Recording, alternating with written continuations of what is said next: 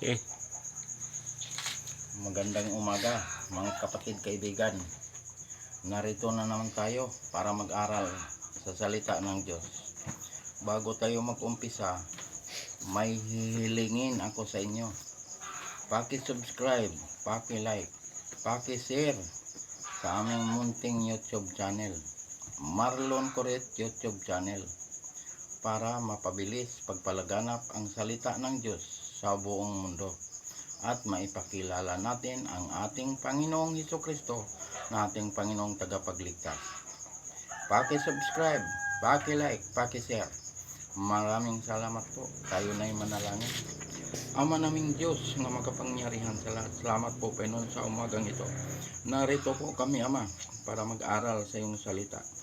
Basbasan mo po Panginoon ang lahat ng taga-subaybay at lahat ng tagapakinig nitong minsay nito, na sila'y makakilala sa iyo at ikaw ay tanggapin bilang Panginoon at tagapagligtas. Ito ang aming hiling at samot dalangin sa pangalan ng aming Panginoong Hesukristo, na aming Panginoong tagapagligtas. Amen. Dito tayo mag-aral mga kapatid, kaibigan, sa umagang ito sa Lucas Kapitulo 13 versikulo 22 hanggang 25. Ito ang sinasabi dito sa versikulo 22. Si Jesus ay nagpatuloy sa kanyang lakad sa mga bayan at mga nayon na nagtuturo habang naglalakbay patungo sa Jerusalem.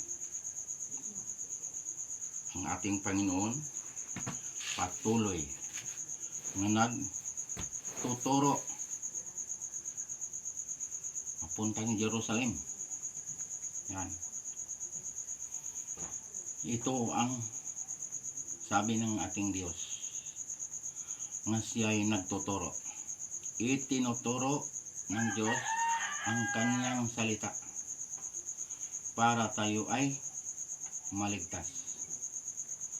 Kaya nga ang salita ng Diyos ay katotohanan at buhay ang salita ng Diyos. Itong salita ng Diyos, ito ang maghatid sa atin doon sa kaharian ng langit. Ayan mga kapatid, kaibigan, mahalaga ang salita ng Diyos. Yan ang ibig sabihin dito sa versikulo 22. 23, ito ang sinasabi dito sa versikulo 23. At may nagsabi sa kanya, Panginoon, kakaunti ba ang maliligtas? At sinabi niya sa kanila, may nagtanong, kakaunti ba ang maliligtas? Dahil ang kaligtasan na kay Kristo, na sa pananalig at pagtanggap kay Kristo. Kaya nagtanong, Panginoon, kunti ba lang ang maliligtas? Yan ang sinasabi dito sa versikulo 23. 24. Ito ang sinasabi dito sa versikulo 24. Magsikap kayong pumasok sa makipot na pintuan, sapagkat sinasabi ko sa inyo na marami ang magsisikap na pumasok at hindi makakapasok. Marami ang nagsisikap na pumasok sa makipot na pintuan. Pero mga kapatid, kaibigan, ang makipot na pintuan, kukunti ang pumapasok nito dahil malapad ang daan patungo sa kapahamakan. Maraming dumadaan sa malapad na daan. Kukunti ang pumasok sa makipot na pintuan. Dahil ang sabi, kukunti ang nakakasumpong. Anong ibig sabihin nito? Nga kukunti lamang ang nakakasumpong nito.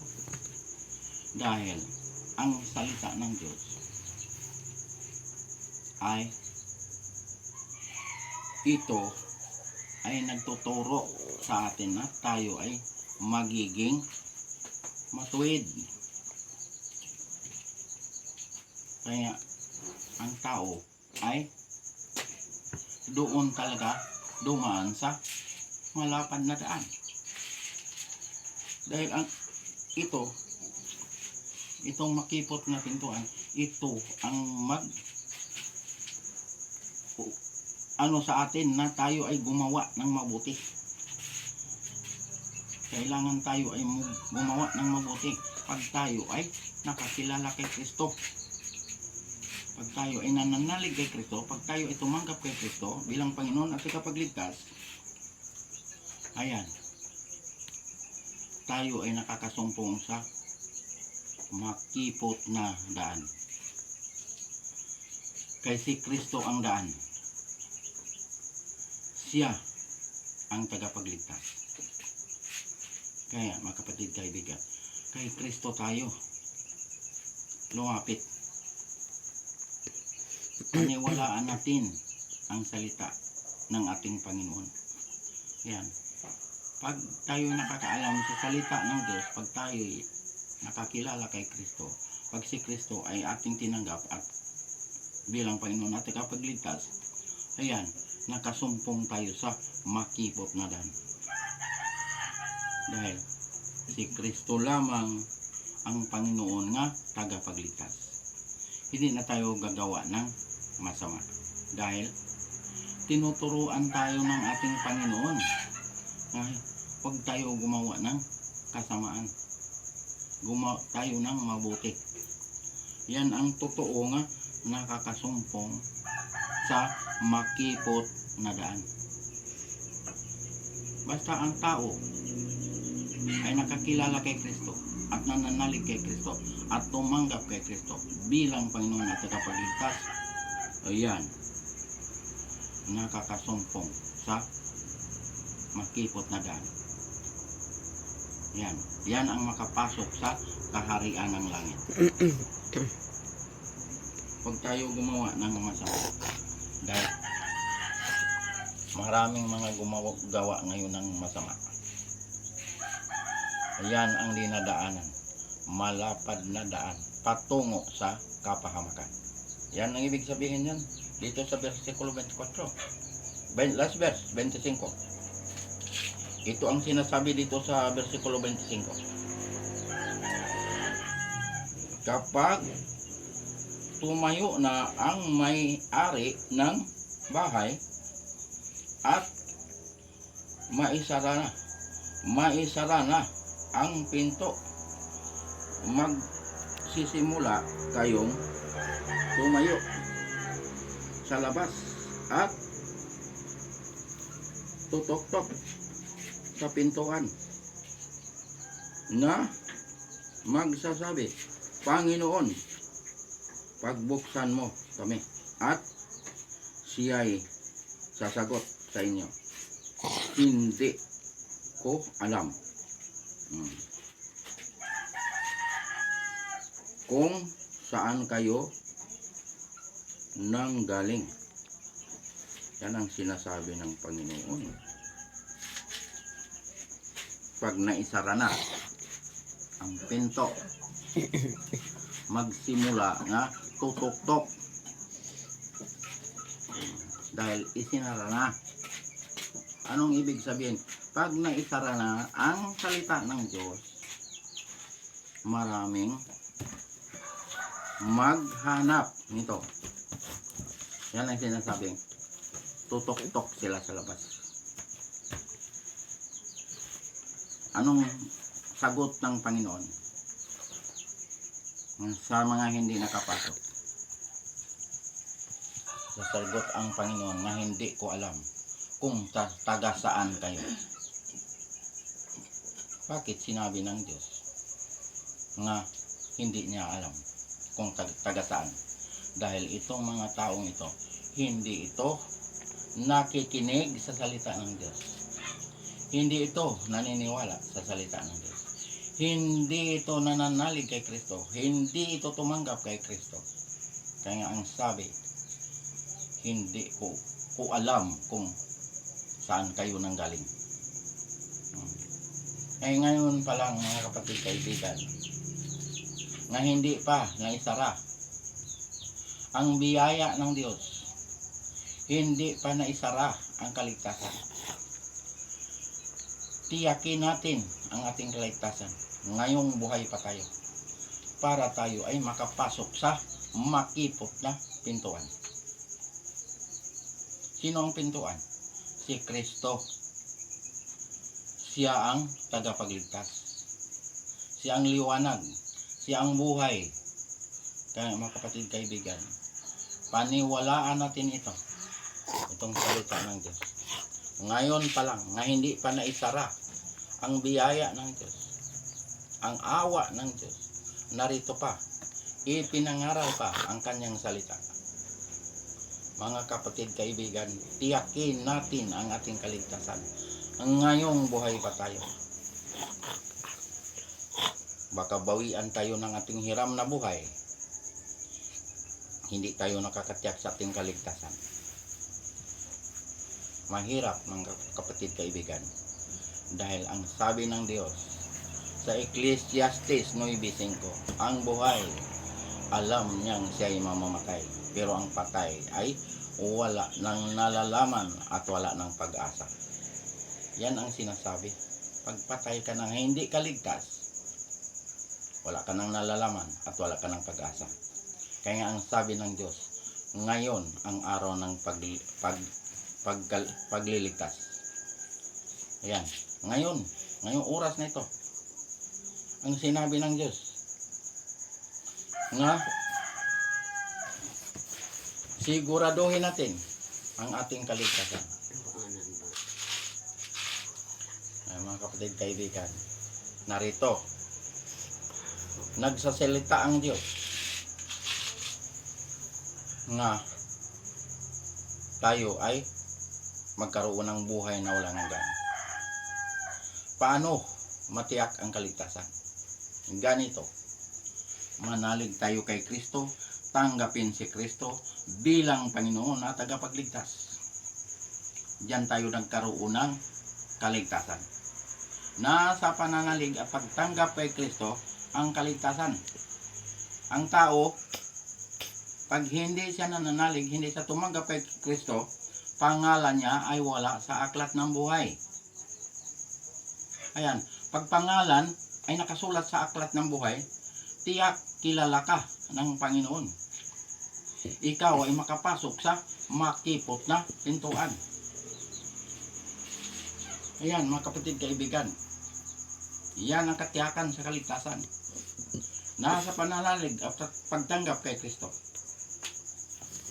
Diyan tayo nagkaroon ng buhay na walang hanggan. Anong gagawin pag matapos mong tinanggap ang ating Panginoon bilang tagapagligtas? Anong gagawin mo?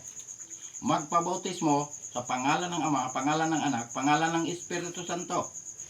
Dahil ang bautismo ay mahalaga. Paglubog mo sa tubig, namatay ka kasama ni Kristo.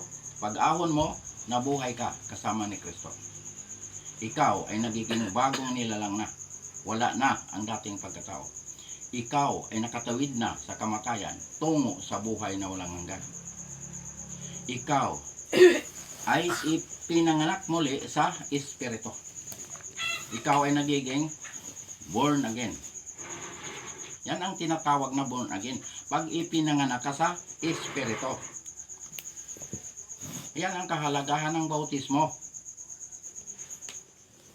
Yan ang katiyakan sa kaligtasan.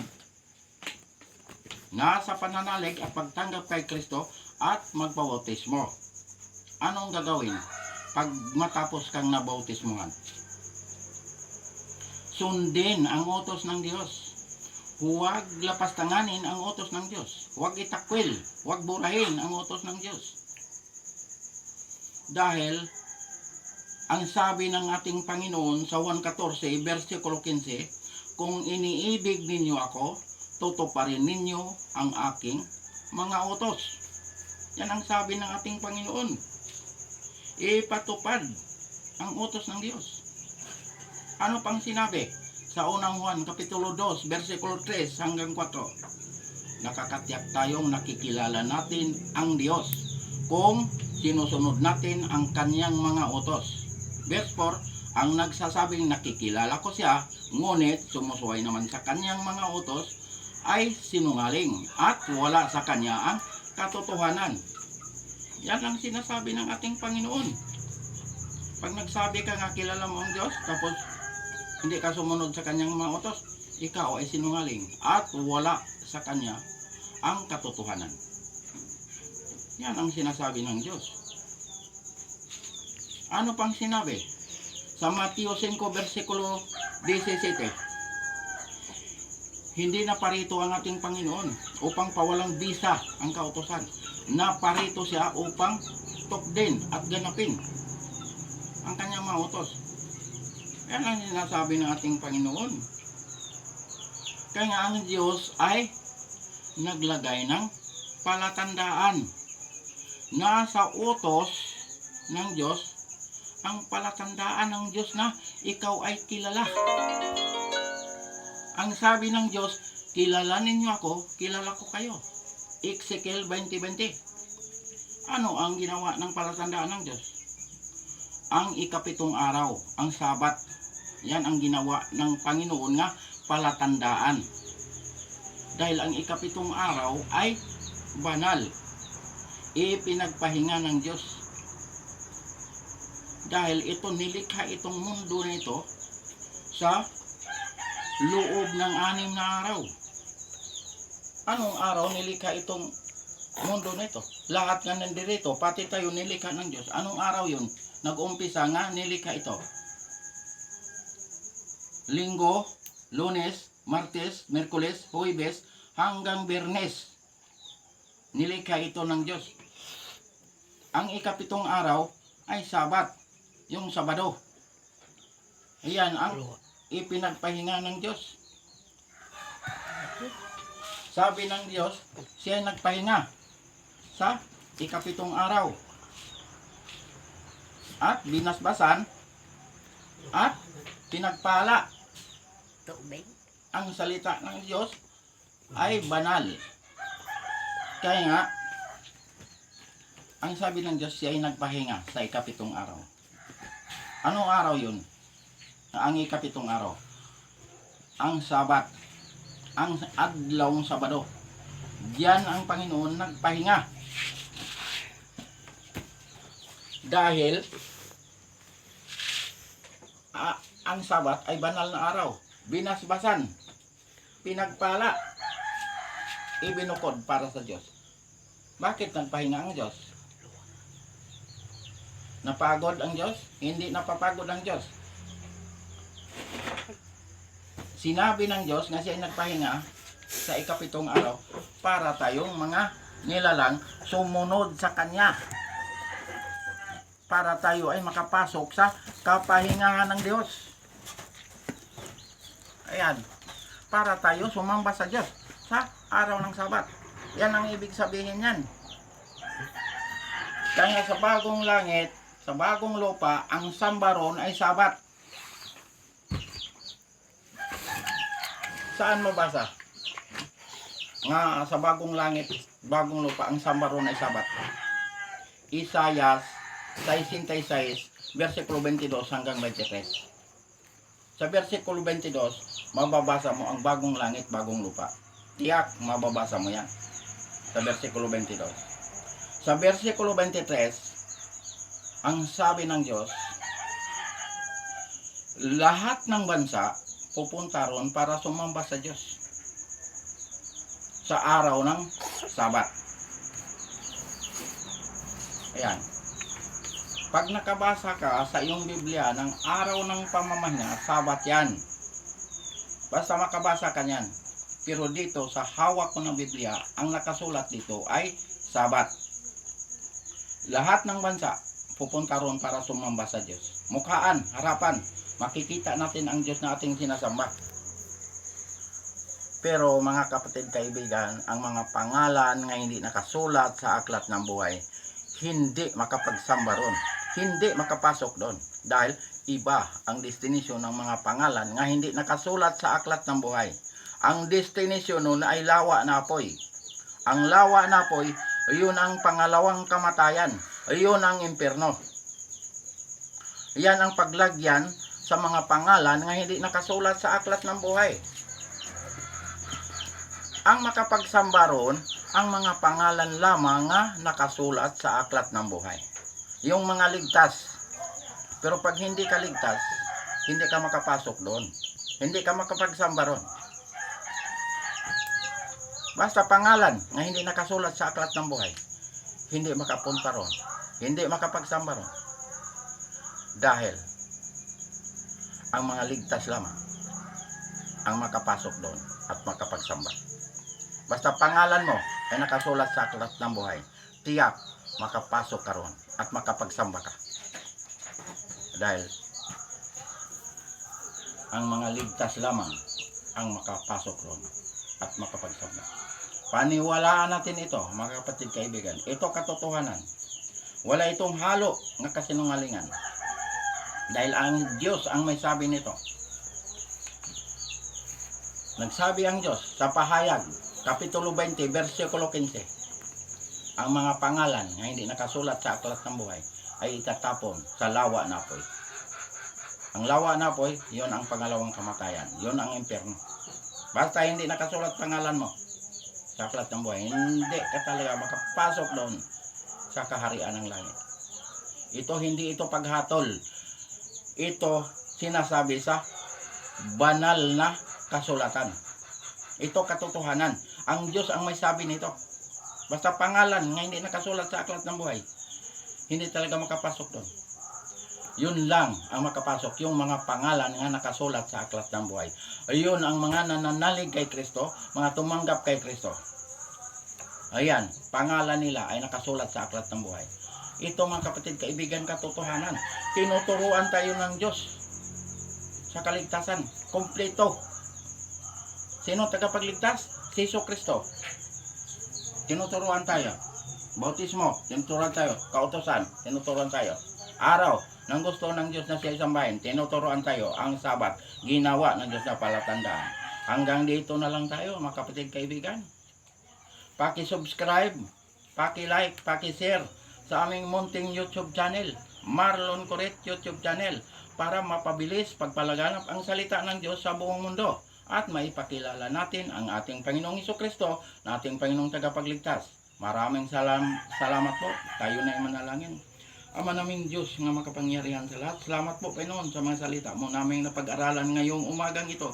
Basbasan mo po Panginoon ang lahat ng taga-subaybay at lahat ng tagapakinig nitong minsay na to, na sila'y makakilala sa iyo at ikaw ay tanggapin bilang Panginoon at tagapagligtas. Ito ang aming hiling at samot dalangin sa pangalan ng aming Panginoong Jesucristo, naming tagapagligtas.